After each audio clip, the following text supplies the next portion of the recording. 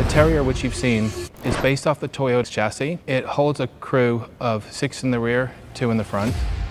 It is a smaller, more versatile vehicle.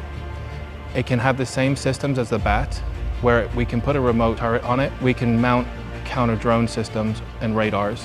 It works in almost every environment. The new engine, which is a 2.8-liter automatic, has more power and more grip than its predecessor. So driving it is a lot more fun, it's a lot easier, and you have a lot more power when you need it the most.